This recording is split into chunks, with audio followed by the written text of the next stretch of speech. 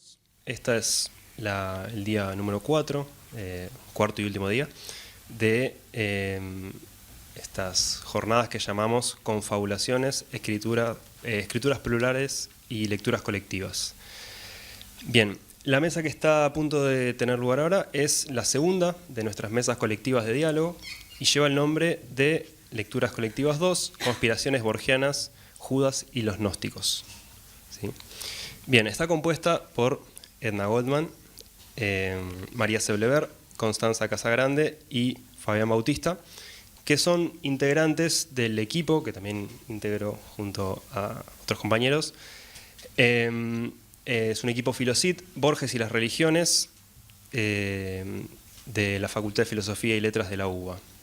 Quería agradecer a la Fundación Internacional Jorge Luis Borges, con quienes hemos organizado estas jornadas, también al Ministerio de Cultura de la Nación y por supuesto al Centro Cultural Borges, que nos acoge en este hermoso espacio, que tiene la muestra muy interesante para ver, también totalmente en diálogo con estas conferencias y diálogos que ya hemos venido compartiendo con ustedes los últimos días.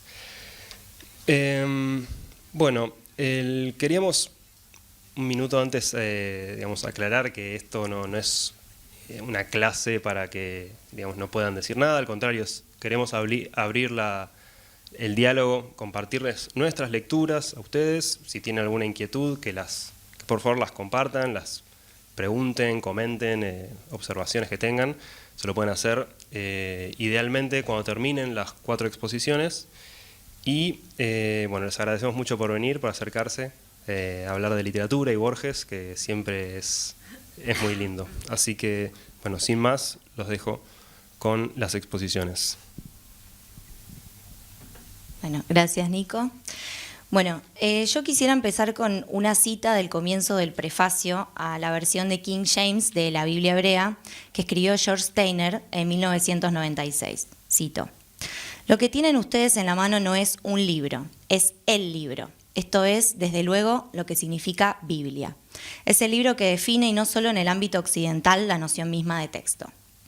Entonces es fundamental tener en cuenta la importancia que ha tenido la Biblia, no solo a nivel histórico, político, entre otros, sino también a nivel cultural, y cómo la literatura a lo largo del tiempo siempre ha tenido al menos un germen a partir de la Biblia. Borges, claro está, ha sido uno de los escritores que más ha utilizado los textos, las interpretaciones, los personajes, las categorías de pensamiento, etcétera, de la tradición judeocristiana. Pero más adelante Steiner continúa, cito: "Infinidad de volúmenes de comentarios, glosarios y marginalias sobre la Torá, los 5 libros de Moisés, componen la herencia orgánica del judaísmo. Los comentarios a los comentarios de comentarios se entretejen en una madeja viva e ininterrumpida. El cristianismo es heredero directo de este diálogo múltiple con el texto bíblico". Entonces podríamos decir que son las citas y las constantes interpretaciones las que resignifican y vuelven relevantes una y otra vez los mismos tópicos, que justamente siempre están transformándose en nuevas perspectivas, y eso es lo que Borges realiza en los textos sobre los que profundizaremos en esta mesa. Para hacer un breve resumen, que más que resumen diría sacar algunas ideas en limpio, porque entiendo que son textos difíciles los que nos tocaban en esta mesa. 3 versiones de Judas se encuentran en el libro de ficciones de 1944, como bien explica Lucas Adur, que se encuentra por aquí en la sala. En el artículo Un atroz redentor, el Cristo de 3 versiones de Judas, este texto es lo que podríamos llamar un pseudo resumen, es decir, un resumen simulado de un texto imaginario, como dice Genet, donde se intenta acreditar la existencia de un texto inexistente, en relación en este caso a la traición de Judas Iscariote. Nuestro protagonista es Niels Runeberg, quien plantea 3 hipótesis en relación a la interpretación del texto sagrado, al enigma de la traición. La primera de estas hipótesis pertenece al orden metafísico, a la cual Piero Ricci, en el texto La 4ª versión de Judas, llama la teoría de la imagen especular, y sostiene que Judas se sacrificó por toda la humanidad para corresponder al sacrificio de Dios, para estar a la altura de Cristo. La traición de Judas entonces era necesaria para evidenciar la divinidad de Cristo. La segunda hipótesis es la versión moral, la teoría del exceso, según Ricci, que dice que Judas fue tan humilde que se creyó indigno de ser bueno. Su maldad era para enaltecer aún más a Jesús.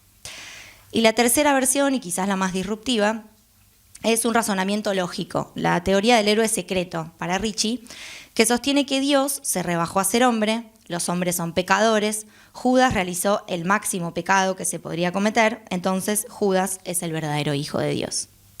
Y en esta mesa también trabajaremos sobre el texto Una vindicación del falso Basílides, que nos propone desde ya, y al igual que 3 versiones de Judas, una reflexión sobre su género literario, tema sobre el cual no voy a ahondar, ya que mi compañera María luego va a desarrollar. La voz de este texto presenta la cosmogonía de Basílides Heresiarca, un gnóstico alejandrino del siglo II, y resume, problematizando y profundizando, parte de la perspectiva gnóstica. Entonces, las 2 ideas fundamentales, que más que idea diría que son conclusiones que saca el texto y que yo quisiera traer, son, en primer lugar, el origen del mal. Todo comienza con Dios, divinidad inmutable e innata, de quien emanan divinidades que van coronando los cielos cada vez más bajos hasta llegar a la humanidad, el espacio más bajo, cuya creación está relacionada a lo deficiente y a la degradación. En este sentido, en el pensamiento gnóstico hay una dualidad entre los cielos, lo espiritual, lo divino por una parte y la materia por otra. Y la segunda idea principal que se plantea en este texto es la noción de nuestra central insignificancia como hombres, lo que lleva a pensar en la creación del mundo como un hecho meramente fortuito, casual, tema sobre el cual volveré más adelante en mi exposición. Entonces, a priori podríamos afirmar que en ambos textos se trabaja con algunas de las ideas fundamentales de los gnósticos en relación a Dios y la materia. Y en este sentido aparece la idea de que el verbo se hizo carne. Dios se hizo materia. ¿Qué implica que Dios sea humano? ¿Cuál es la relación entre Dios y los hombres? Y este es el eje de lectura que quisiera trabajar hoy acá. En primer lugar, quisiera esbozar la hipótesis que expone Lucas Adur en el artículo que ya mencioné, que sostiene que en estos textos borgianos, en esencia, se plantea que el verdadero sacrificio de Dios es la encarnación. Sí, la crucifixión es un escándalo, es un verdadero drama. Pero para morir, para sufrir en carne propia la cruz, primero es necesario nacer. Entonces el escándalo original, si se quiere, es la encarnación. El verdadero sacrificio es que el verbo se hizo carne. Y en este sentido, es importante tener en cuenta cómo Borges a lo largo de su obra nunca pierde de vista al Cristo hombre. Y traigo 2 ejemplos.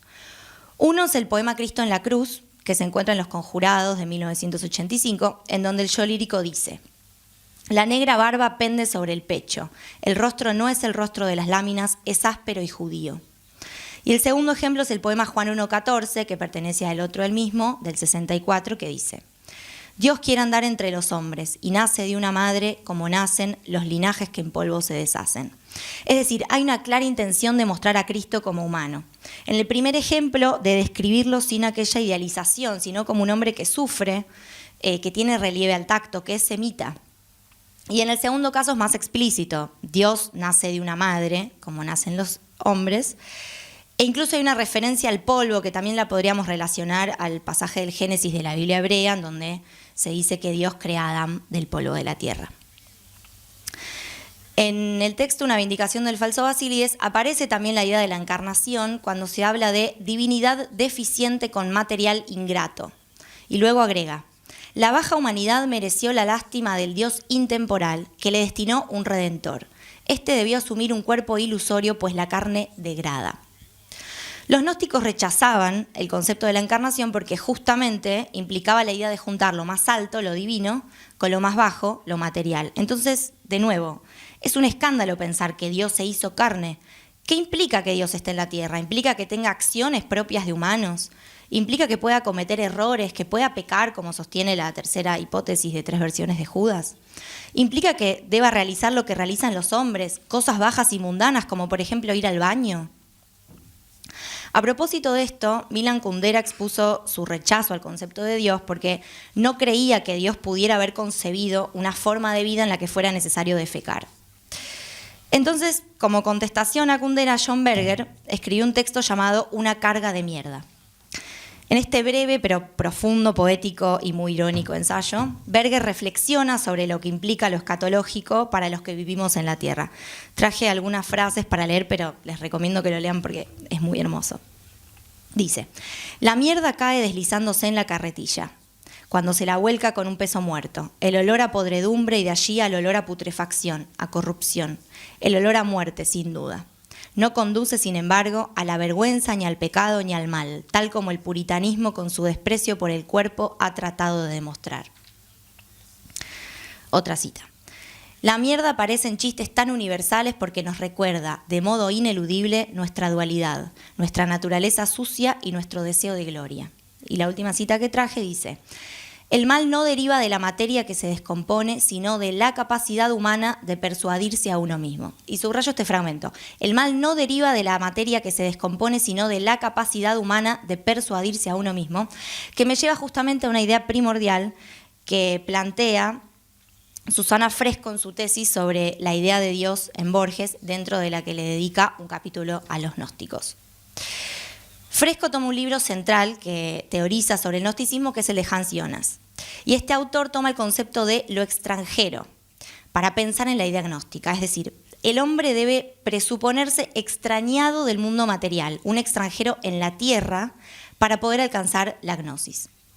En la figura del extranjero hay una idea de la eterna añoranza, una idea que hasta me atrevería a decir que viene de la tradición judía mesiánica, del eterno retorno al hogar, a la patria. El hombre es un extranjero del mundo y esta es una condición esencial, explica Fresco. Y en este sentido también es que podríamos pensar en la figura del exiliado, como alguien que fue arrancado de su hogar en contra de su voluntad. Y volvemos a la perspectiva judía de lo mesiánico. En todos los exilios del pueblo judío, a lo largo de la historia, siempre está la esperanza del retorno a la tierra de Israel. Y se supone que todos vivimos en la diáspora, es decir, en una dispersión en el mundo, y que cuando llegue el Mesías nos reuniremos todos en el mismo lugar. Hay una clara aspiración a volver al hogar. Y por otro lado, para que el Mesías nos reúna, todos debemos estar dispersos. Es decir, la condición de extranjeridad resulta necesaria para volvernos a unir. Y volviendo al texto de Berger y siguiendo aquella frase que señalé de que el mal deriva de la capacidad humana de persuadirse a sí mismo, y a partir de la explicación sobre el origen del mal que aparece en una vindicación del falso Basílides, se me ocurre que podríamos pensar que el mal, desde esta perspectiva gnóstica, se puede encontrar en la capacidad humana de persuadirse como alguien propio del mundo, como alguien que ve la tierra como su hogar. Y la mierda en ese sentido nos recordaría eso, que somos parte del mundo. Y retomando la idea de la encarnación de Dios, ¿acaso no podríamos pensar en la figura de Cristo como un extranjero del mundo, como un eterno añorante del regreso a su hogar divino? ¿Podría ser Cristo el primer o más importante extranjero del mundo o exiliado en la tierra?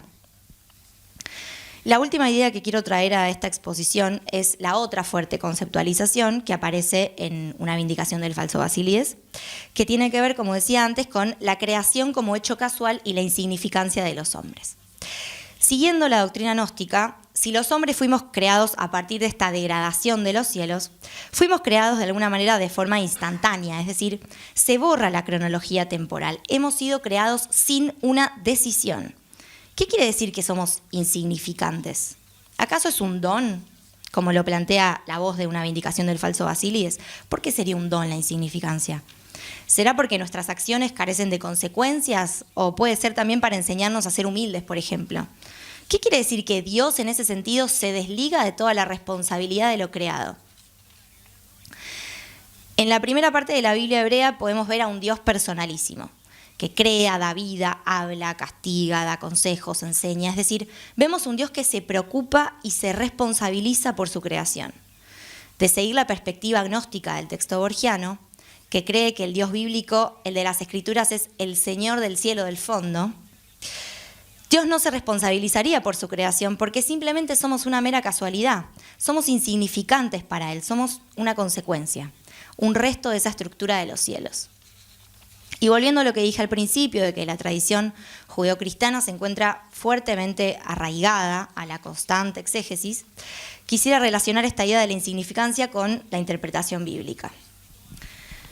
En el Génesis de la Biblia hebrea, el episodio de la creación aparece relatado 2 veces. Esto se debe a que, como se empezó a pensar a partir del siglo XIX, son relatos que provienen de diferentes fuentes y luego han sido recopilados y canonizados como tal. Entonces, en el capítulo 1 del Génesis se dice que Dios creó al hombre y a la mujer a su imagen y semejanza, y les dice que fructifiquen, multipliquen, sojuzguen y señoreen a los animales. Es decir, hay un claro dominio del hombre y la mujer sobre la tierra. En cambio, en el capítulo 2 del Génesis, inmediatamente después de este relato, dice: formó pues Dios al hombre del polvo de la tierra y sopló en su nariz soplo de vida y fue el hombre en ánima viviente. Y unos versículos más adelante dice: tomó pues Dios al hombre y lo puso en el huerto de Edén para que lo labrase y lo guardase. Es decir, acá podemos ver cómo en esta segunda versión, en este segundo capítulo, hay una intención de crear al hombre como un guardián de la tierra, ¿no? Al servicio de ella y no como un dominador. Y de hecho él mismo es creado a partir del polvo de la tierra, está hecho por la tierra y por eso su nombre es Adán, que proviene de Adama, tierra. Y esto de alguna manera podríamos relacionarlo a la idea de la insignificancia humana en este sentido.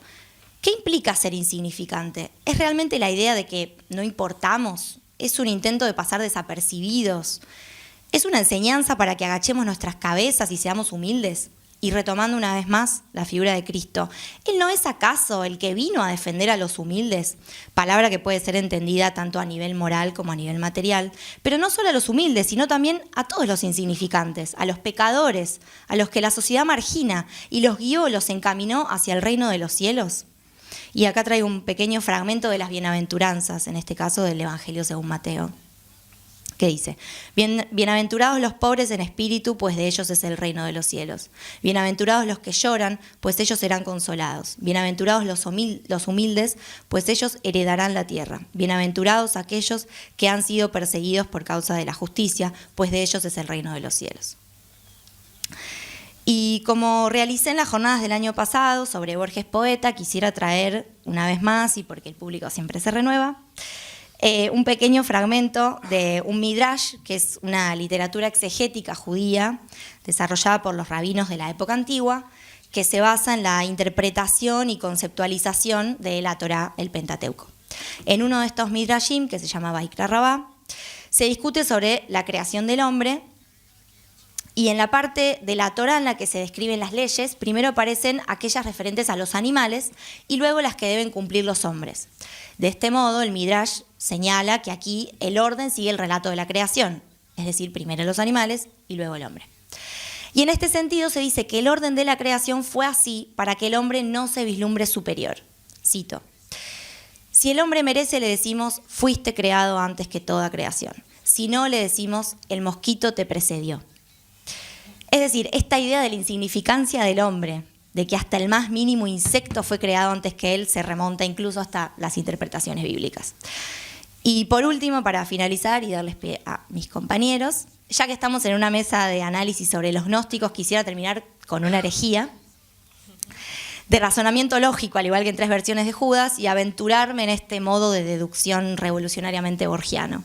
Así que, si se me permite, si Dios se hizo hombre, y como sostiene el narrador de una vindicación del falso Basílides, los hombres son o somos insignificantes, podríamos pensar que el verdadero Hijo de Dios no fue Judas, no fue Jesús, y seguramente pasó desapercibido, fue un extra o una persona que estaba en el fondo de la historia.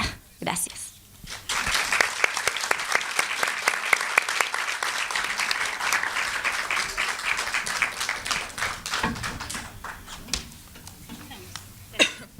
Bueno, buenas tardes. Gracias, Edna, por la exposición, por tu pie. Gracias, Nico, por la presentación. Bueno, este trabajo abre con un epígrafe, que es una cita del más fuerte, que trae Borges en el prólogo a su poesía y prosa, que sin embargo todavía no rastreamos en la obra de Almafuerte. Puede ser, y no nos sorprendería, que estuviese un poco editada. A pesar de esto, la traemos porque Borges presenta al poeta de una forma muy similar a como lo hace con el teólogo Runeberg en la apertura de 3 versiones de Judas. En Judas dice: en el Asia Menor o en Alejandría, en el 2.º siglo de nuestra fe, Niels Runeberg hubiera dirigido uno de los conventículos gnósticos. En cambio, Dios le deparó el siglo XX y la ciudad universitaria de Lund. Sobre Almafuerte, por su parte, dice: a principios de la era cristiana, en el Asia Menor o en Alejandría, hubiera sido un heresiarca, un soñador de arcanas redenciones y un tejedor de fórmulas mágicas.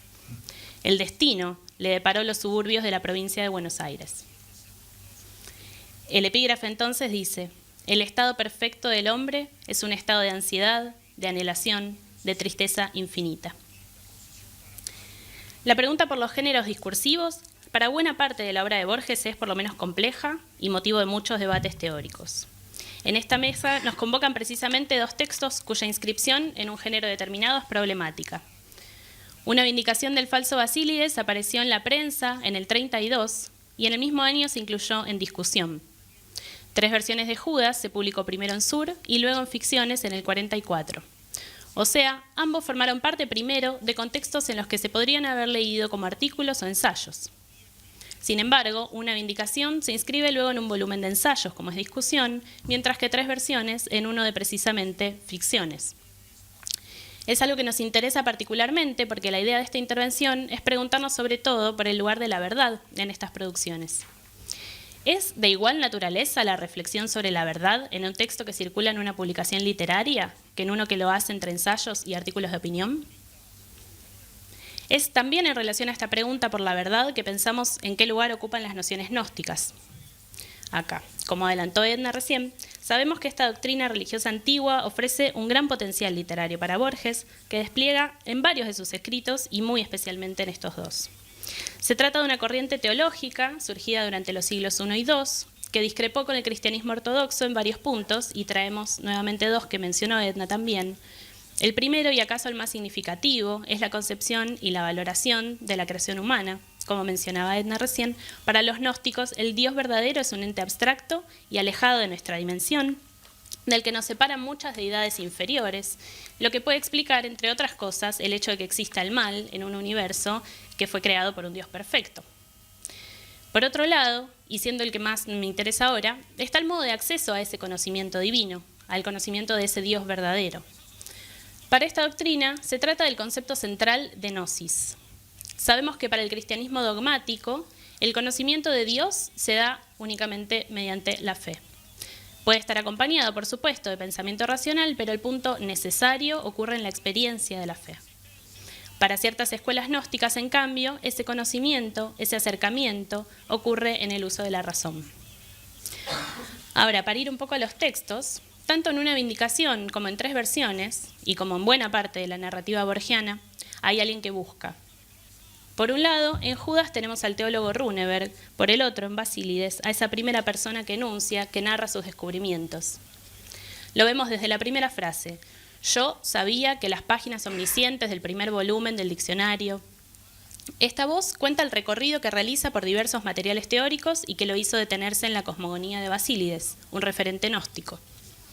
Una de las primeras cosas que aclara es que las ideas que atribuye a Basílides son un sueño que no sabemos si habitó en soñador alguno. Dice esto porque está usando como fuente la versión de Ireneo, que es un cristiano ortodoxo que critica las ideas de Basílides por herejes y por lo tanto no puede dar fe de su veracidad. Esta voz entonces inserta una primera instancia de desconfianza hacia sus propias fuentes, un procedimiento al que Borges nos tiene muy acostumbrados. Hacia el final, despliega en un párrafo de cierre una breve fantasía sobre esos sueños difuntos, sobre cómo nuestro mundo hoy podría ser gnóstico, desdeñaríamos el universo material y la vida humana, sabríamos que la existencia es casual e irrelevante, nos gobernaría la certeza de que lo que importa está en otro lado. En tres versiones de Judas también encontramos la voz narrativa en primera persona desde el comienzo. En el segundo siglo de nuestra fe, dice el narrador. En este caso, se mantiene separado del relato, no conocemos su nombre, el protagonista es Niels Runeberg. Tenemos entonces en un primer plano al hombre que busca, que persigue la comprensión en la lectura de la historia hacia atrás. Esta búsqueda es de naturaleza racional y sobre todo conjetural. Se plasma, se escenifica y se disputa en el lenguaje, en la reconstrucción verbal de sentidos, y pretende acceder a una verdad histórica y espiritual trascendente. Estos hombres se disponen a meditar, a volver sobre un relato de los acontecimientos para encontrar una verdad que intuyen distinta de lo instaurado, de lo ortodoxo. Es aquí donde encontramos una primera instancia de resonancias gnósticas desde el centro de los relatos, la gnosis como camino de acceso a lo divino. Y es por eso que nos interesa el género discursivo de estos textos. Tratan en sí mismos sobre la búsqueda de la verdad, pero están jugando a un tiempo con el pacto de lectura en el que se inscriben. Si se presentan para ser leídos como ficción, el efecto de lectura es de una naturaleza, si se presentan como intervenciones teóricas en la discusión teológica es otro. Consideramos además que las interpretaciones que los lectores de hoy podemos desplegar en este sentido no son las mismas que aquellas que habrán generado en los contemporáneos a estas producciones. Hoy podemos leer hacia atrás la obra borgiana, jugando con el prisma del código literario y ficcional, en parte gracias a que sabemos que quien firma fue un prolífico autor de ficción. Y también porque en el 44 no era tan fácil como hoy saber que Runeberg es una invención y no un teólogo real. Lucas Adur, en su tesis doctoral, dice que, cito, las interpretaciones más disruptivas con respecto a los dogmas cristianos aparecen en Borges en las décadas del 30 o del 40. También aquí encontramos una búsqueda por abrir el sentido de los textos, impidiendo su clausura. Fin de la cita. Entendemos entonces que esta perspectiva puede ser ampliada todavía más si decidimos leer textos como una vindicación del falso Basílides como literatura. El juego con los géneros que el autor nos ofreció en los 30, en los 40, nos brinda hoy un universo vasto para pensar incluso la potencia del trabajo literario mismo. Por ejemplo, cómo la literatura es capaz de desactivar, proponer o construir sentidos históricos, teológicos, espirituales. Consideramos que el autor está poniendo en escena, en los dos textos, esta tensión radical que signa las ideas de verdad, de conocimiento, de fe.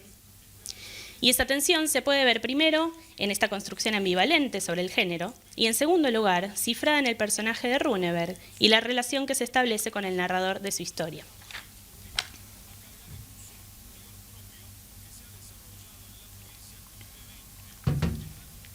Una vindicación del falso Basílides nos ofrece un espacio donde desplegar ese sueño que no sabemos si fue soñado. Lo hace mediante una voz enunciadora que cuenta su búsqueda de forma cronológica. 3 versiones de Judas, a su vez, permite una exploración más subjetiva de estos mismos temas, al anclarse en la experiencia y en la perspectiva de un personaje principal.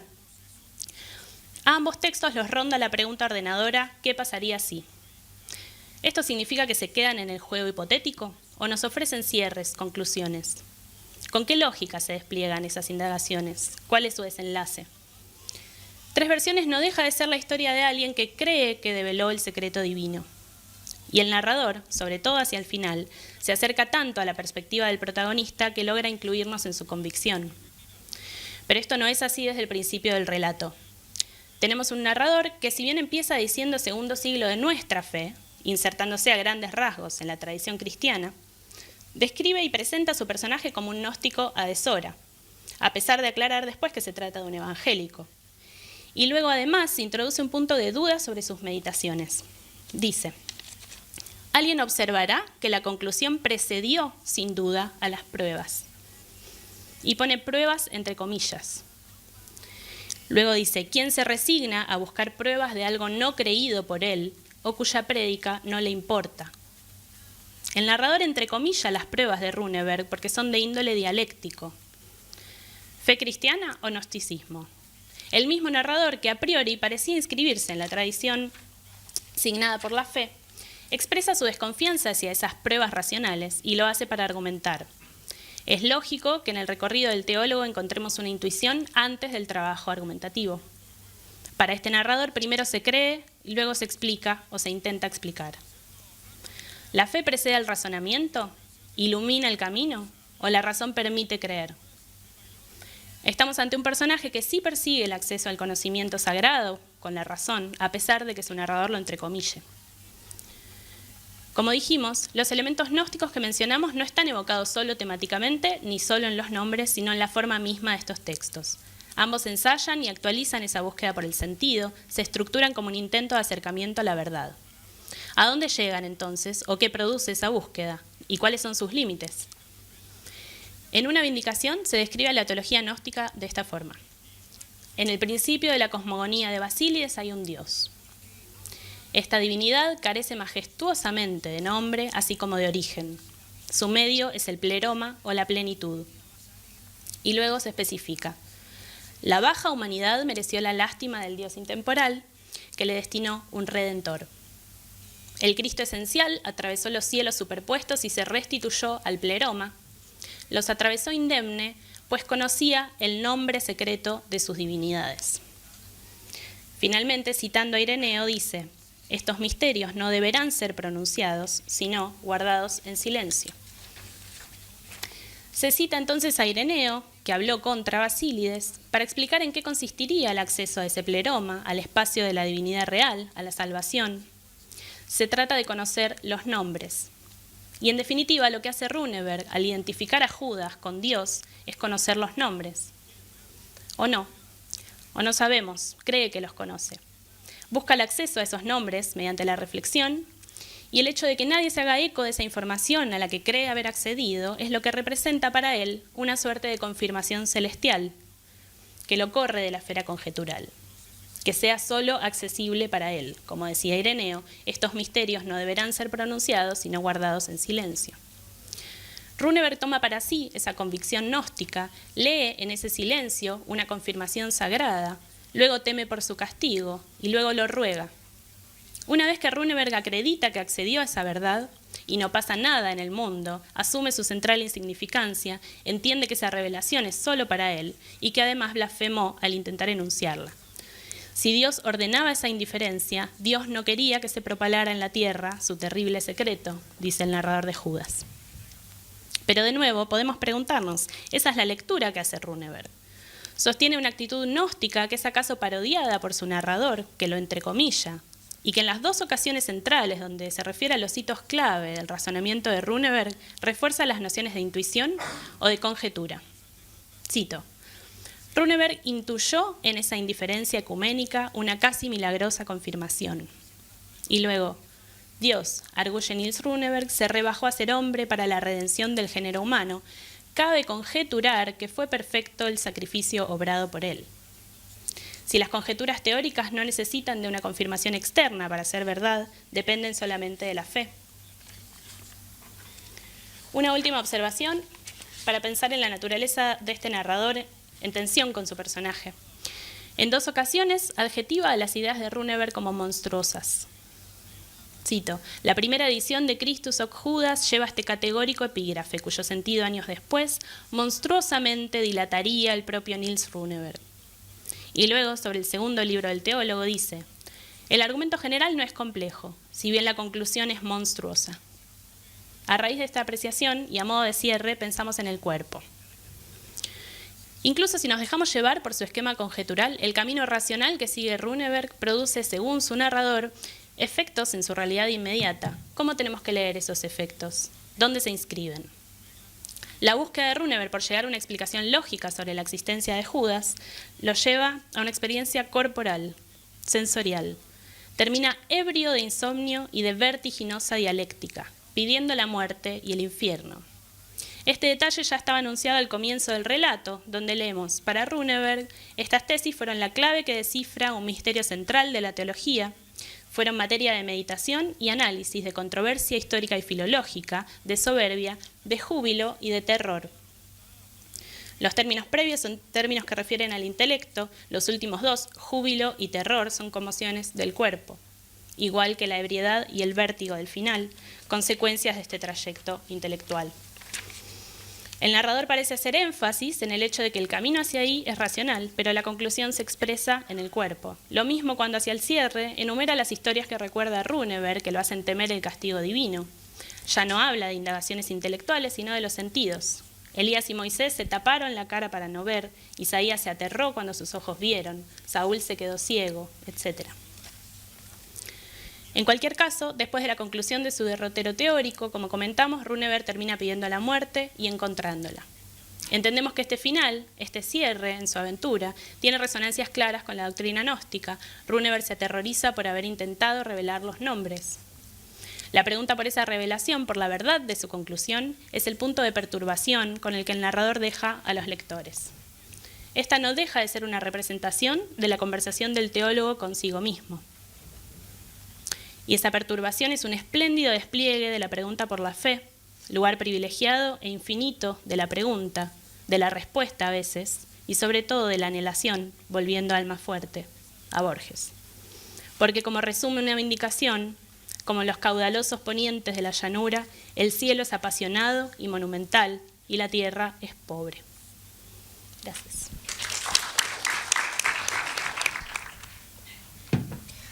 Bueno, buenas tardes. ¿Cómo están? ¿Bien? Bien. Me alegro. Ahora bien. Bien, a este texto que escribí lo titulé Estamos en el mundo pero no somos del mundo, y tiene un epígrafe que, disculpen mi inglés, dice A king with no crown, que es un verso de una canción de Lady Gaga que se llama Judas. Leo. Es muy tentador buscar la pista en Borges, intentar allanar en un nombre, una dirección, un lugar, un objeto, el aleph de la significación borgiana. Hoy mi empresa va a ser un poco más pequeña, me quiero detener en algunos puntos que creo que son importantes o por lo menos curiosos para abordar los dos textos que proponemos para esta mesa, que es 3 versiones de Judas y una vindicación del falso Basílides en clave gnóstica. Pero antes de empezar, me gustaría comentar o agregar a lo que compartieron mis compañeras, qué es el gnosticismo y cuáles son algunos de los conceptos utilizados en estos relatos. Y para eso quería traer fragmentos seleccionados de Francisco García Bazán, que nos pueden ayudar a guiar un poco la intención de lo que queremos decir. Este autor, en el primer capítulo de su libro llamado La biblioteca gnóstica de Nag Hammadi, los orígenes cristianos, propone definir fronteras respecto de qué eran los gnósticos y cómo pensar la gnosis.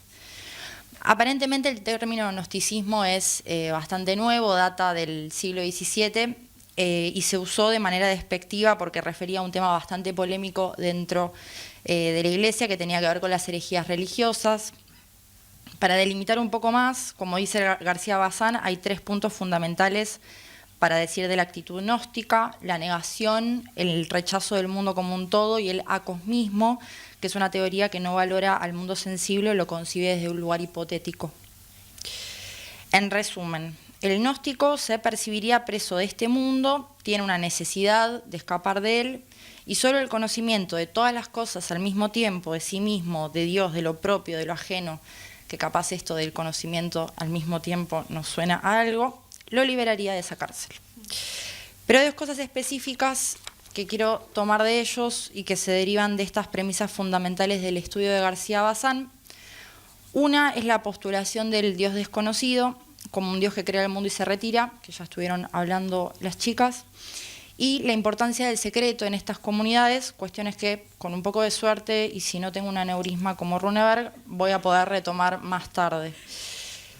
La traición de Judas a Jesús es acaso uno de los temas o de las figuraciones más conocidas y repetidas en un montón de relatos, no solamente en Borges. Hay un imaginario alrededor de esa traición particular que de alguna manera habla de todas las traiciones de la historia. Al igual que la historia de Caín y Abel, después de Judas el acto de traicionar no es el mismo, se transforma de algún modo en un arquetipo de la traición. La obra de Borges no es ajena a este tema, no solo al tema de la traición en sí, sino también a esta traición particular, que es la de Judas. Y por lo tanto podríamos tomar este relato como uno de los engranajes de las historias fundamentales que plantea Borges en su ensayo Los 4 ciclos, en donde dice que hay 4 historias. La historia de la ciudad que defiende hombres valientes, la historia de un regreso, la de una busca y la del sacrificio de un dios, que es evidente para nosotros acá, y que de alguna manera, y lo cito a Borges, seguiremos narrando las transformadas. Aunque es cierto, como dice Susana Fresco y luego cita Lucas Adur, que debe ser una de las personas más citadas en las jornadas, en su texto sobre reescrituras bíblicas en Borges y cuentos de sacrificio, la reiteración de estas historias no excluye las diferencias entre ellas.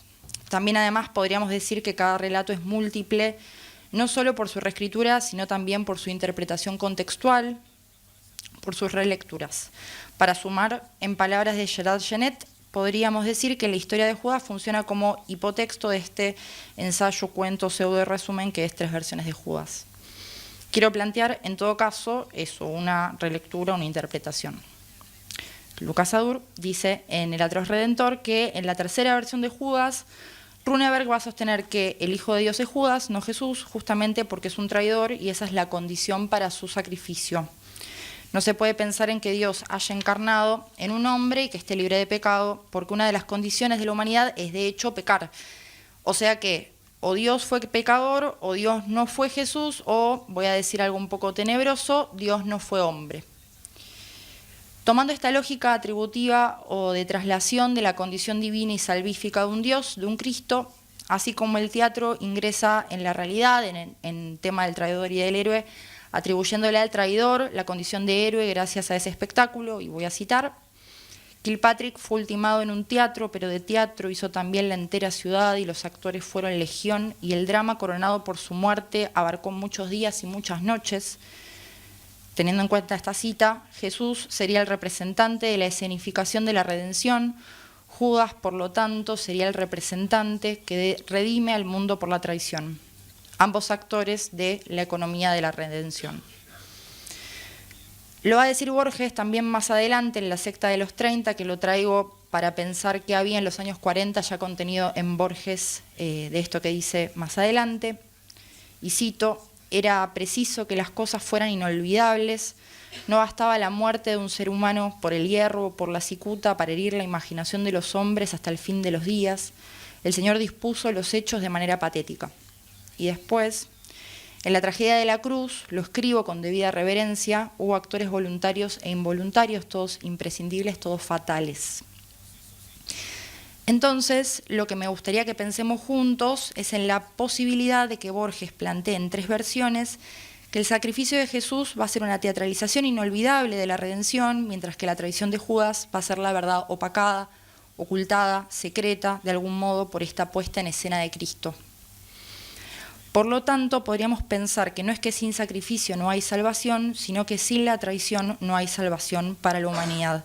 Ya lo dice Gerard Genet en una nota al pie de Palimpsestos. Así pues, Dios decidió encarnarse no en Jesús, que es una especie de Mesías pantalla, sino en Judas. Está bueno ese concepto de Mesías pantalla. En esta línea me sirve pensar también que en los evangelios, pero específicamente en el Evangelio de San Juan, hay una prototeatralización de la venida de Cristo. En los renombrados pasajes de Juan 1:14, específicamente los versículos del 6 al 8, el evangelista dice: apareció un hombre enviado de Dios que se llamaba Juan. Él vino como testigo para dar testimonio acerca de la luz a fin de que todos creyesen por él. Él no era la luz, sino para dar testimonio acerca de la luz. Según esto, pareciera ser que para el Salvador hay un presentador en mayúscula, un prologuista, y luego en el versículo 11 se menciona que aquel que es la verdadera luz no fue conocido por el mundo y que el mundo no lo recibió. Con lo cual, parecería haber ya en la estructura bíblica este sentido atributivo de la salvación en lo otro, en el otro que no se conoce, en el otro que ya está viniendo, que estemos atentos, así lo conocemos, en el otro que viene después de mí. Me parece interesante encontrar ya en la estructura bíblica algo que Borges va a tomar para sí, una posible postulación de, retomando lo que dije antes, el Dios desconocido. En una vindicación del falso Basílides, la creación del mundo es un hecho casual. Ahí aparece la idea de cosmogonía melodramática en la que, cito, 2 hermanos sobrenaturales que se reconocen, de una mujer caída, de una burlada intriga poderosa de los ángeles malos y de un casamiento final. En ese melodrama o folletín, la creación de este mundo es un mero aparte. Extrayendo de acá la idea de melodrama, insistentemente relacionado con lo que vengo desarrollando, ¿por qué no pensar que la idea de la tercera versión de la tradición de Judas podría funcionar del mismo modo? ¿Por qué no pensar que aquel Dios desconocido y secreto no es Jesús sino Judas? Entonces, en este intento de amalgamar ciertas perspectivas teóricas y sacar algo en limpio, me gustaría responder en qué sentido estas escenas bíblicas, y no solo la traición, sino el descubrimiento de la traición, la entrega, la crucifixión, son teatrales. Creo que este ejemplo que voy a nombrar ahora está muy bueno. Es de Juan 13, 21, 30, lo pueden anotar, creo que es un buen ejemplo. Básicamente lo que pasa es que en la última cena Jesús está con sus discípulos y parece decir abiertamente que uno de los 2 se lo va a entregar. Se miran los unos a otros. Pedro le pide a Juan que le pregunte a Jesús qué onda. Y leo. Él, entonces, recostado cerca del pecho de Jesús, le dijo: Señor, ¿quién es? Respondió Jesús: a quien yo diere el pan mojado, aquel es. Y mojando el pan lo dio a Judas Iscariote, hijo de Simón. Y después del bocado, Satanás entró en él. Entonces Jesús le dijo, lo que vas a hacer, hazlo más pronto. Pero ninguno de los que estaban a la mesa entendió por qué le dijo esto. Vuelvo a leer. Ninguno de los que estaban a la mesa entendió por qué le dijo esto. Porque algunos pensaban, puesto que Judas tenía la bolsa, que Jesús le decía, compra lo que necesitemos para la fiesta o que diese algo a los pobres. Cuando él pues hubo tomado el bocado, luego salió y era ya de noche. Es decir, nadie entiende ni el gesto de Jesús, ni lo que Jesús dice, aunque le pidan una señal, no le prestan atención, no parecen entender y si entienden no reaccionan. Creo que para nosotros es bastante claro, es el ejemplo de un relato inverosímil, de una actuación, de una danza que todos deben seguir como si estuviera guionado. Parece que todos saben y solo por querer cumplir con lo que se pacta simplemente dejan que pase lo que sea. Es teatral en el sentido del pacto de lectura. Las cosas deben suceder así, como dice también en Mateo 26, 53, 54. ¿No te parece que yo puedo orar a mi Padre y que Él puede mandarme ahora mismo más de 12 legiones de ángeles? Pero entonces, ¿cómo se cumplirían las Escrituras? Porque es necesario que así suceda. Borges escribe, como cité hace un rato, que era necesario para herir la imaginación de los hombres que los hechos fueran inolvidables. Nadie puede decir que no lo sea. A nadie parece importarle que sea inverosímil porque está escrito y debe cumplirse. Es una puesta en escena fuerte, con pasos, con poses, con gestos, movimientos, salida y entrada de actores, silencio, frases precisas, literales. Una puesta en escena, en definitiva, que despista la atención. Ahora bien, ¿por qué esta idea de teatralización de la redención tendría vínculo estrecho con la postulación del Dios desconocido y el secreto en el sentido gnóstico de ambos términos? Y además, ¿cómo esto tendría relación con 3 versiones de Judas? La teatralización no es un capricho, sino que es más bien una necesidad. Sin el drama que se mantiene en la memoria y se muestra como verdadero a los ojos de los hombres y las mujeres, por más que sea inverosímil, es el móvil para proteger la verdad oculta, secreta, en el sentido gnóstico del término, que sería el Dios desconocido. La teatralización es lo que garantiza, como dice Ignacio Navarro, un papel significativo en el teatro del mundo, con la verdad no revelada, adhiriendo a la idea de que Dios tiene modos no explícitos de manifestarse y que obra de maneras misteriosas. Siguiendo también a Navarro, que busca el vínculo entre von Balthasar y Borges, lo dramático puede encontrar sus emblemas, y para Borges es el crucificado, aunque también podríamos decir que es el momento previo a la mayor infamia posible. Para Ignacio Navarro, y cito, carecer de representaciones dramáticas puede impedir que uno entienda la vida que ocurre delante de los ojos, para lo que no se tendrá la apropiada significación, el lenguaje que le exprese. Agrego que las representaciones también pueden impedir que uno entienda lo importante, lo esencial. La puesta en escena es un velo de aquello cuyo secreto protegían los gnósticos. Casi siempre ese secreto parecía poder ser revelado, accesible, pero justo antes de poder anunciarlo al mundo, esa posibilidad desaparece. García Bazán dice respecto del secreto, y cito, lo secreto tiene que ver con lo apócrifo, puesto que lo oculto se revierte sobre lo oculto. El núcleo del pensamiento es la experiencia de lo callado, de lo que no se puede manifestar y queda inmanifiesto, puesto que todo lo que se manifiesta empobrece la riqueza de lo que en sí mismo es, que no se puede manifestar. De hecho, eso es casi lo que le sucede a Runeberg, que muere de un aneurisma, y aunque publica su libro respecto a esta tercera versión, nadie toma su hipótesis como válida. En cuanto se manifiesta, pierde sentido. De alguna forma, Runeberg revela el secreto, hace signos, pero ninguno de los que estaba en la mesa entendió. Gracias.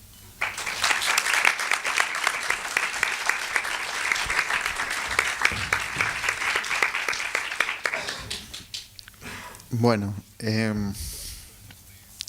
pensaba un poco cómo empezó Edna. Qué difícil. Es difícil los cuentos. Los cuentos, no son los textos, son los dos, son difíciles y hay que reponer un montón de cosas. En este caso las chicas fueron reponiendo el tema de los gnósticos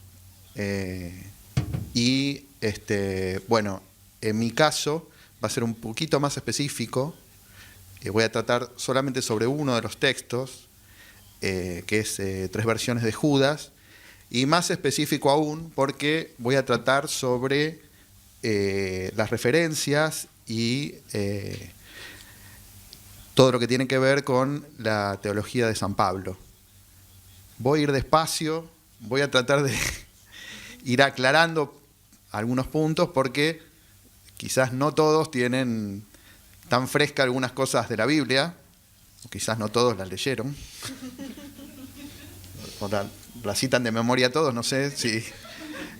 yo tampoco la tengo leída, la leí, pero bueno, sé que acá hay en la sala creo que hay biblistas, sacerdotes, rabinos, pido perdón, antes que nada por algunas cosas que voy a decir. Pero bueno, el recorrido básicamente es sobre la figura de San Pablo. Vamos a ir recorriendo de tres maneras distintas, a partir de tres figuras que aparecen de San Pablo, y voy a ir recorriendo el texto. Lo importante es que tengan claro que lo que yo voy a ir haciendo con la figura de San Pablo no tiene que ver solo con las menciones, sino en la forma que va apareciendo el texto y cómo de alguna manera las escenas o los momentos que va apareciendo en las menciones de San Pablo pueden llegar a dar una interpretación en la cual está muy presente sobre todo la teología paulina. El primer punto, el texto le puse 3 versiones de Pablo según Borges. Y el primer punto es Pablo, el converso. Borges nombra explícitamente a San Pablo 2 veces en 3 versiones de Judas, pero lo hace de maneras muy distintas. La primera, para citar un versículo de sus cartas, donde dice: Pablo ha escrito, el que se gloría, gloríese en el Señor. La cita es de Corintios 1:31. Esa es la primera vez que se lo nombra. Y la segunda vez que se lo nombra, ya casi al final del texto, si no me equivoco es el anteúltimo párrafo, dice lo siguiente: a Saúl, cuyos ojos quedaron ciegos en el camino de Damasco. Entonces se lo nombra a Pablo en 3 versiones de Judas, primero como Pablo y luego como Saúl. Esa forma no es una forma azarosa de nombrarla, sino que tenemos que verlo en relación al relato canónico de Pablo, que está contenido en el libro de los Hechos de los Apóstoles, donde se lo nombra primero como Saulo y después como Pablo.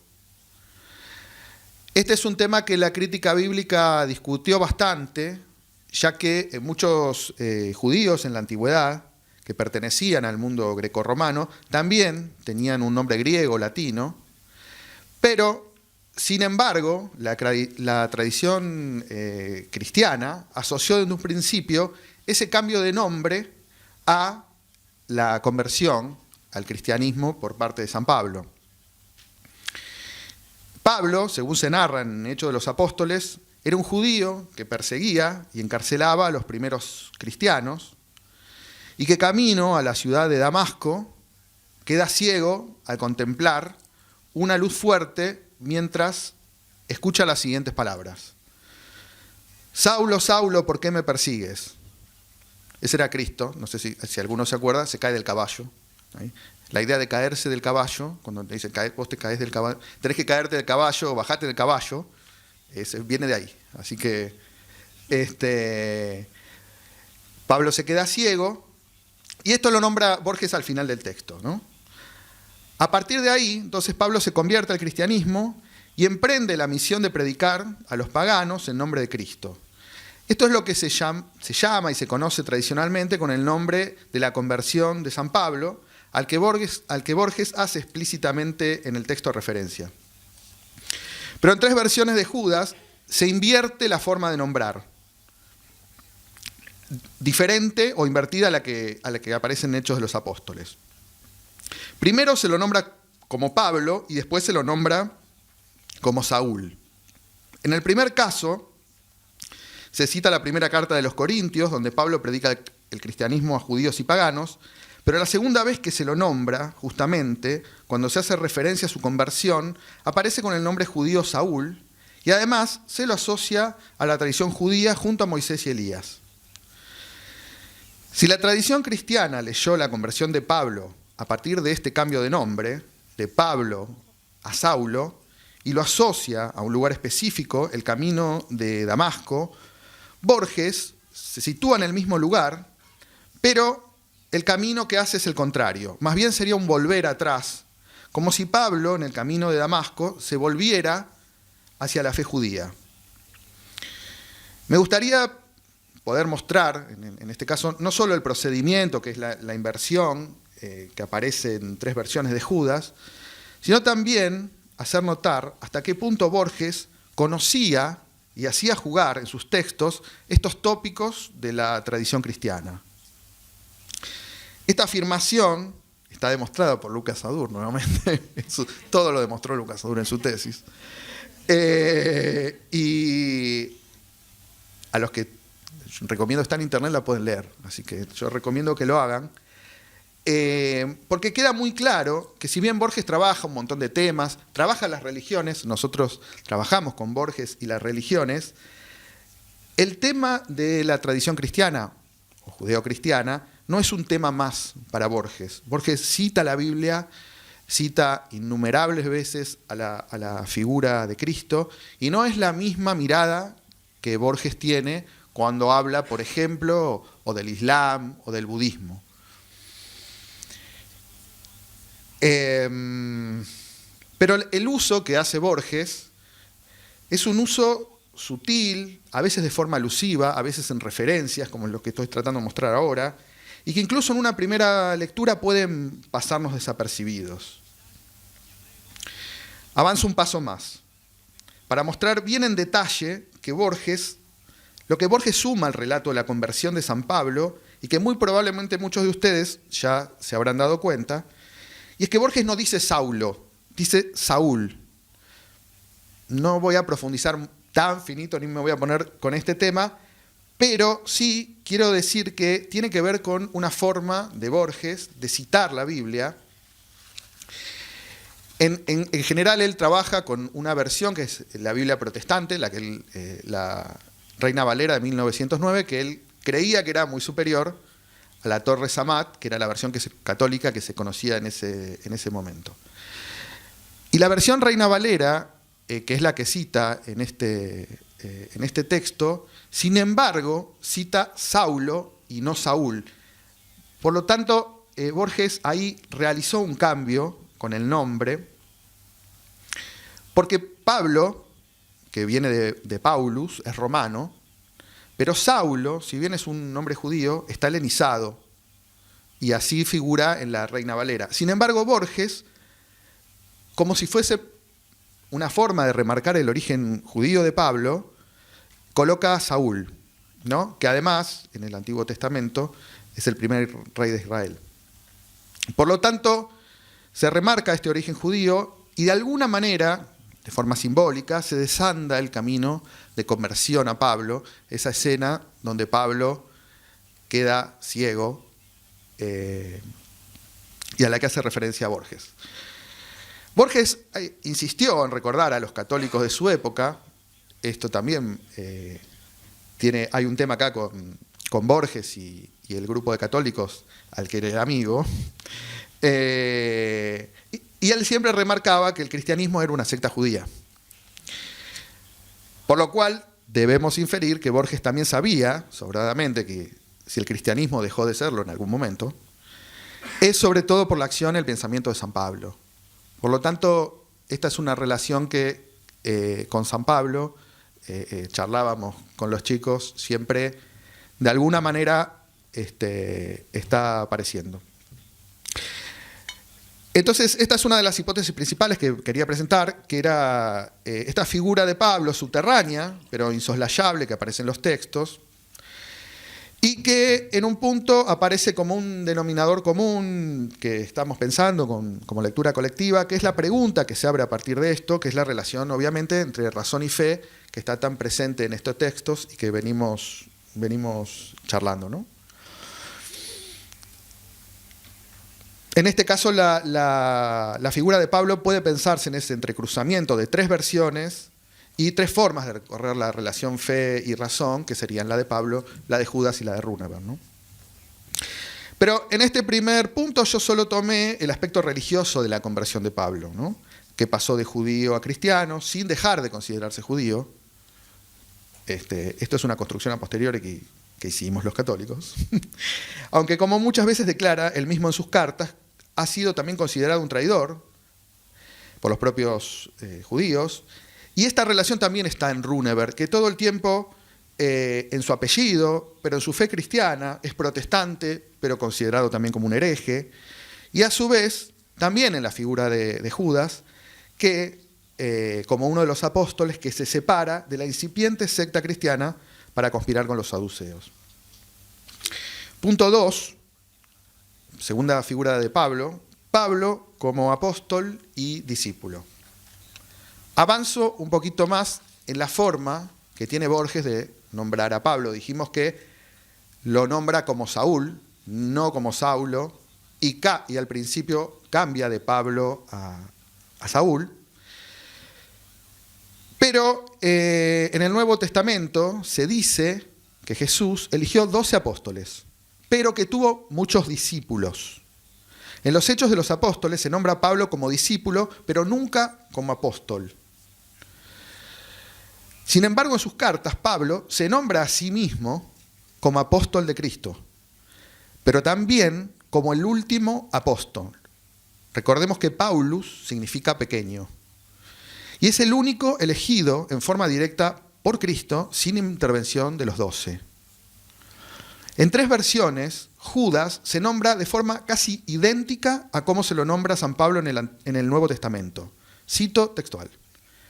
El único entre los apóstoles, uno de los apóstoles, uno de los elegidos, pero también se lo nombra como discípulo del Verbo.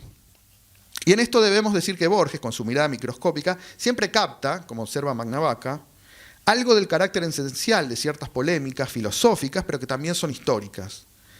En Hechos de los Apóstoles está narrado este conflicto, ¿no?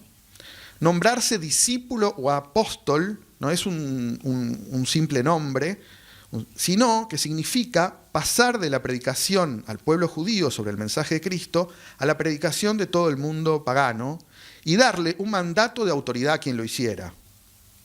En la tradición cristiana, este momento histórico se conoce como el primer concilio de la Iglesia y el momento en el que el cristianismo deja de ser una secta judía para pasar a predicar a todas las naciones. Por eso, el paralelismo que Borges traza entre Judas y Pablo no es para nada casual.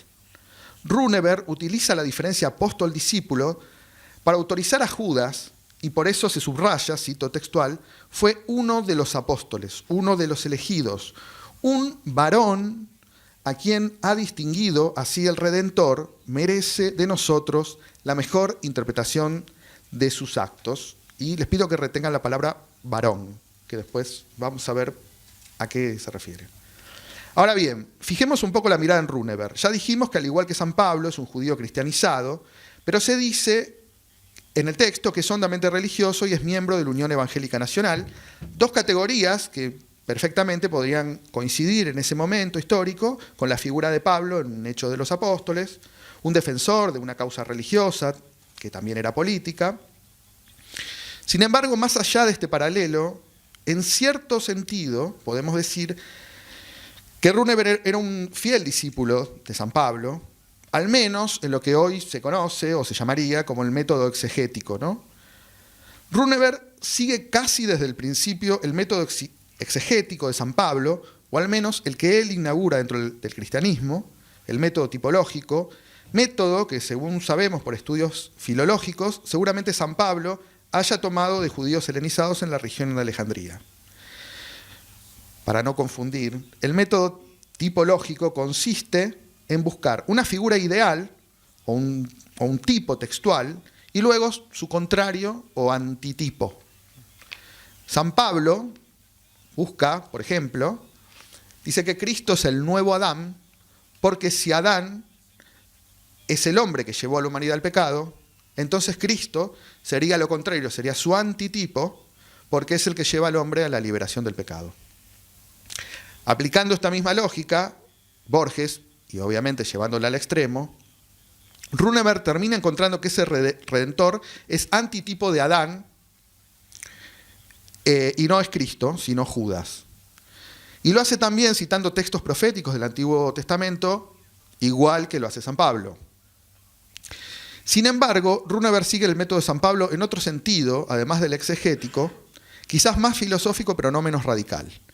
En el texto se dice: alguien observará que la conclusión precedió sin dudas a las pruebas. Entre comillas pone prueba Borges. ¿Quién se resigna a buscar pruebas de algo no creído por él o cuya prédica no le importa? Y cito a Pablo para mostrar el paralelismo en Hebreos 11:1. Es pues la fe la sustancia de las cosas que se esperan, la demostración de las cosas que no se ven. El último punto, la última figura de San Pablo, que me parece que está presente en este texto y que obviamente está con lo que decían las chicas respecto también de la tradición gnóstica. Este es un poquito más complicado. A medida que avanzamos en la lectura de 3 versiones, vamos descubriendo que Runeberg va tomando distintos caminos en su argumentación. Primero, se aleja gradualmente cada vez más de argumentos filosóficos e históricos y se acerca cada vez más a las posiciones espirituales. Su pasión es cada vez menos intelectual y cada vez más espiritual. Si bien siempre utiliza la exégesis bíblica y teológica que lo acerca a San Pablo, como decíamos anteriormente, pasa a concentrarse en el campo metafísico, luego del metafísico al terreno de la moral, y por último lee en clave teológico-espiritual. Runeberg propone, cito el texto, un hiperbólico y hasta ilimitado ascetismo. El asceta, para mayor gloria de Dios, envilece y mortifica la carne. Judas hizo lo propio con el espíritu. Renunció al honor, al bien, a la paz, al reino de los cielos, como otros, menos heroicamente al placer.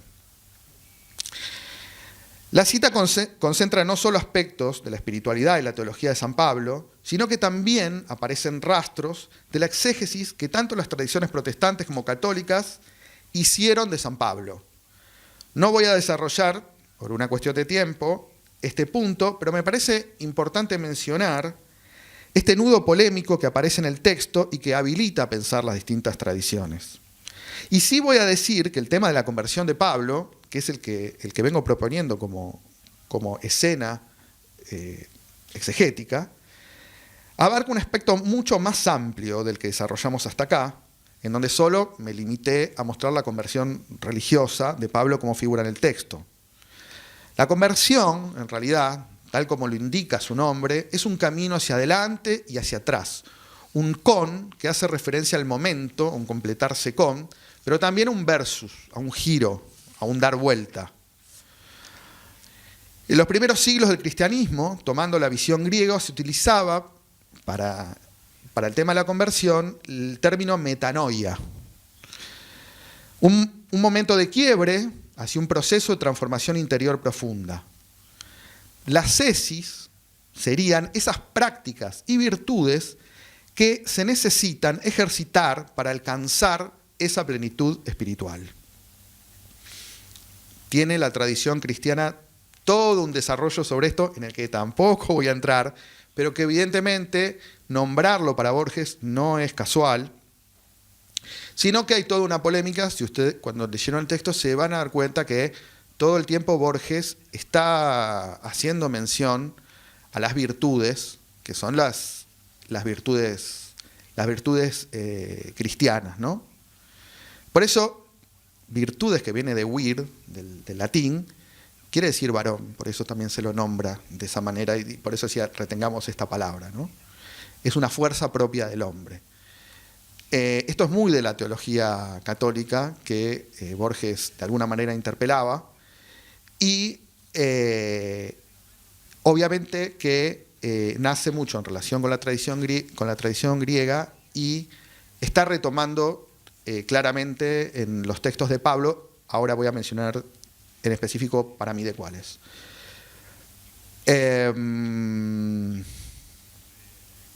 Por supuesto que como se dice en la cita que leímos recién, el ascetismo de Runeberg es ilimitado e hiperbólico, pero cabría preguntarse ilimitado e hiperbólico respecto de qué ascetismo. Y hasta llegar a la mención final de Pablo en el camino de Damasco, todo hace creer o nos hace dirigir la mirada hacia una carta de Pablo, que es la carta a los Corintios, ¿no? Simplemente digo esto de la carta a los Corintios, que tiene que ver con un misterio, mejor dicho, tiene que ver con el misterio, o con lo que Pablo, o en la tradición cristiana se llama Mysterion Sapientiae, que es el misterio de la sabiduría de Dios, que está en la carta a los Corintios. En esa sabiduría, Pablo dice que no la obtienen a través de la psiquis, ni los griegos, ni los judíos que no reconocen a Cristo, sino los que se convierten y reciben el don como regalo de la fe en Cristo. Creo que este es un pasaje central que está en 3 versiones de Judas, y dice, si tuviéramos que responder, este me parece que es un pasaje central que está en el texto, y si tuviéramos que responder cuál es el objetivo final de Runeberg, quizás deberíamos responder que es justamente ese, acceder al misterio de Dios. Claro que Runeberg busca ese misterio, como dice Lucas, como si se tratara de un caso extraído del género policial. Confunde el género teológico con el género policial. Dice, busca móviles ocultos y descarta los demasiado evidentes, pasa a probar la inocencia del principal sospechoso. Me gustaría aportar un dato que quizás ayude a confirmar la hipótesis de la centralidad del pensamiento de Pablo en 3 versiones. La primera carta de San Pablo de los Corintios toma como base un libro del Antiguo Testamento, el libro de la sabiduría, donde la sabiduría se obtiene a través justamente de una intervención divina. Esta referencia aparece explícitamente en 3 versiones de Judas en el epígrafe. En el epígrafe, si ustedes ven el texto, aparece una cita de un libro, del título del libro de Lawrence, que se llama Los 7 pilares de la sabiduría, y que justamente está tomado del capítulo 9 del libro de la sabiduría del Antiguo Testamento, versión católica y no de los protestantes, ¿no? Ese es un punto en esta diferencia que siempre está Borges haciendo entre tradiciones, ¿no? Por lo tanto, es la clave de lectura que venimos haciendo en la relación al misterio de Dios, a San Pablo, de alguna manera está sugerida en el epígrafe, ¿no?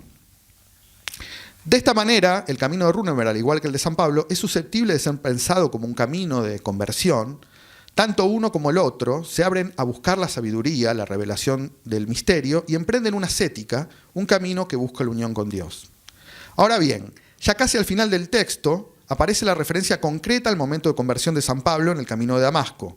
Claro que, como dijimos al principio de la charla, es nombrado como Saúl, y esta inversión, como la denominamos.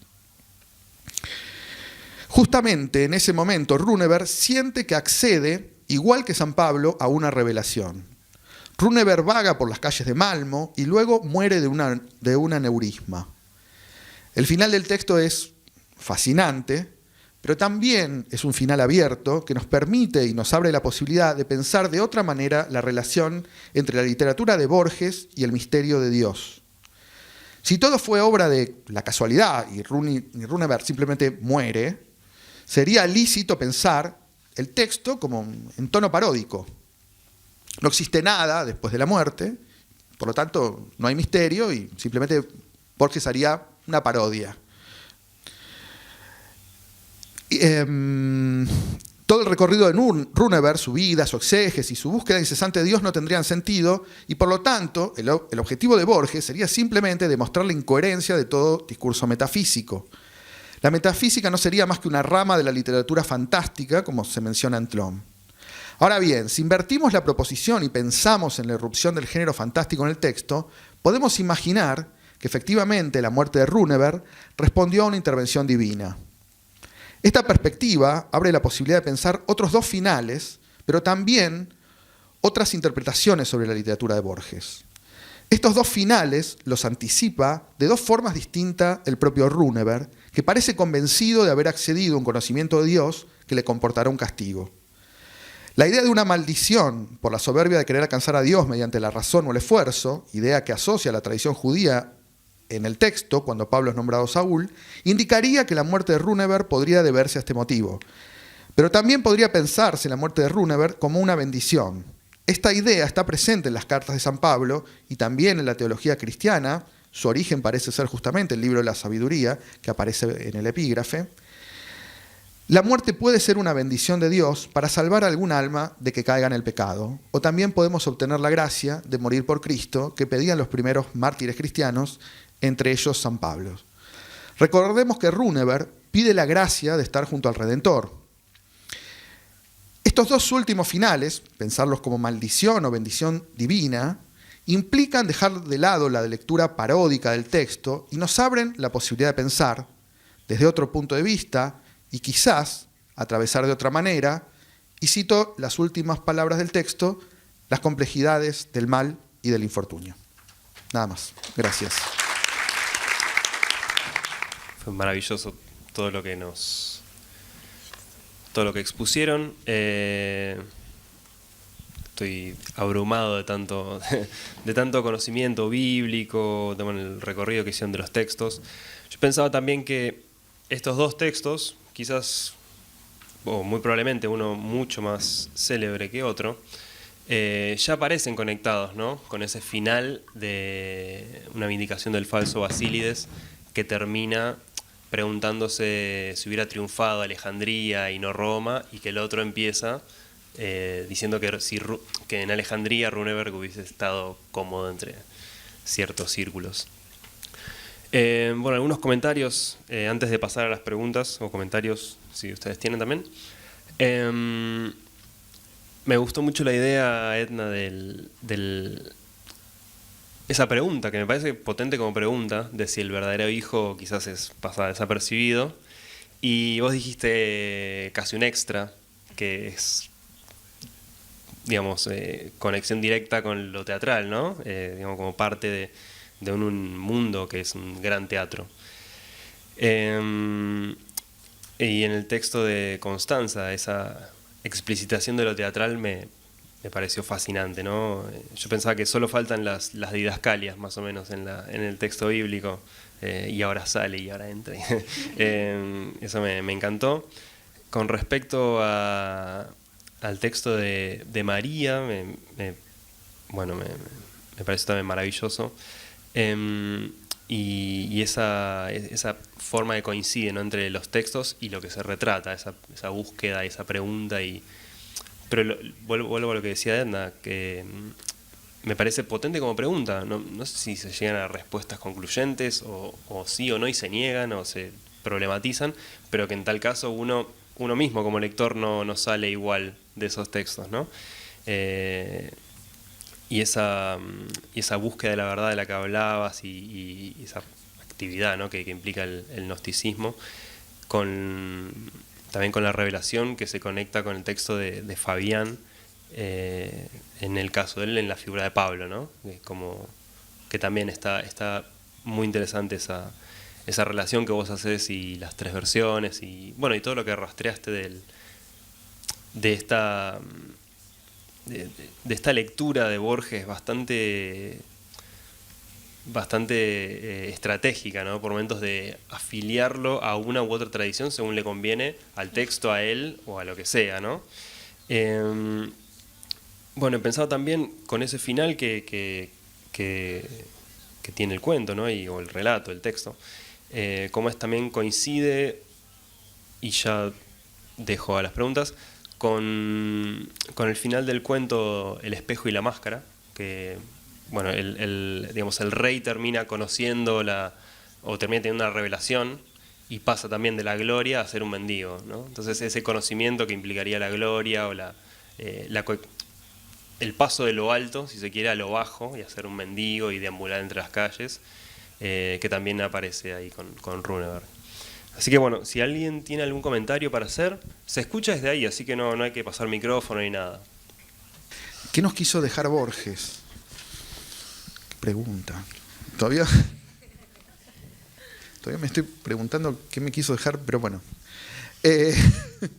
Yo diría, porque bueno, es una pregunta, yo vengo trabajando en este punto, y bueno, sí, es una pregunta, ¿qué nos quiso decir con respecto a esto espiritualmente? Es una pregunta espiritual la tuya, y yo te diría que está mística, no sé si quiso dejar algo, y sí me parece que él está muy en, digamos, oposición a cierta manera de leer, que es una manera de leer los textos, digamos, o la Biblia, una postura dogmática, digamos, una postura cerrada, que cierre los sentidos, y justamente a través de este procedimiento que nombraba Nico recién, de ir a la cita, al fragmento, de alguna manera lo que está haciendo es abriendo la posibilidad de la lectura y abriendo la posibilidad de, digamos, básicamente de sentidos y que podamos leer los textos de otra manera. Yo creo que yo te diría que si quiere dejar algo en estos textos es eso, sobre todo porque Borges estaba como, o lo que parece acá con estos textos, en el que, si vos te fijás en lo que yo dije, él trata todo el tiempo de mostrar a San Pablo como lo que era, un judío de su época, y se lo mostró muchas veces a San Pablo, en la época que estaba Borges, como si no hubiese sido judío, como si hubiese sido solo griego, y me parece que él lo que está haciendo es remontándose y tratando de mostrar de que efectivamente había en ese momento otra posibilidad de leer. Y nos da una posibilidad de leer los textos de otra manera y pensar lo que dice el final también del texto, que quizás yo creo que estaba en contra de cómo llegar o alcanzar la revelación, que es lo que decía él recién, de a qué accedemos. Yo creo que lo que estaba él es que no nos tenemos que preocupar tanto por eso, no una ascética, no unos ejercicios, sino que son cosas que suceden y la razón con la fe están medias separadas, para mí en el caso de Borges, pero bueno, es un debate que tenemos. Yo leí por primera vez a Borges a los 18 años y no entendí nada. No sé, algo me gustó, es raro, porque uno lee algo y dice, no entiendo nada, pero algo me gustó. La verdad me quería hacer el canchero, para decir que lo había leído, porque entraba a la facultad, o sea, y pasa, hoy hablé a la mañana con mi mamá y decía, las amigas decían, che, es difícil, tu hijo se metió con... Sí, bueno, te metiste con Borges, te metiste en letras. ¿Y por qué? Que entonces, ¿qué me deja? No sé si te deja un mensaje. Lo que sí te va a dejar es que te vas a pelear con Borges, te vas a enojar, pero te va a ayudar a leer mejor y te va a ayudar a leer los textos de otra manera. Y probablemente termines en la paranoia, como algunos de nosotros, y empieces a ver signos de distintas cosas donde antes no los veías. Esto es muy probable.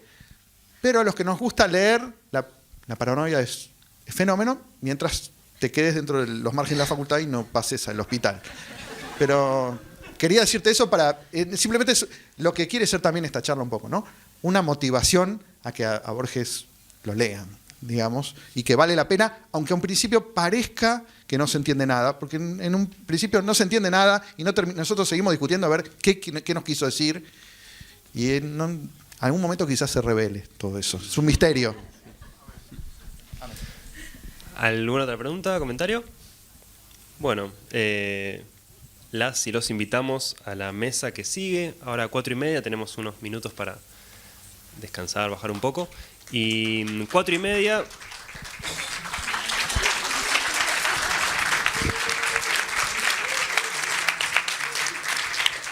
Mesa sobre telón, y 6:30 va a estar Nick Louis, que es francamente imperdible. Así que si se quieren quedar hasta las 6:30, va a estar ella dando una conferencia. Gracias.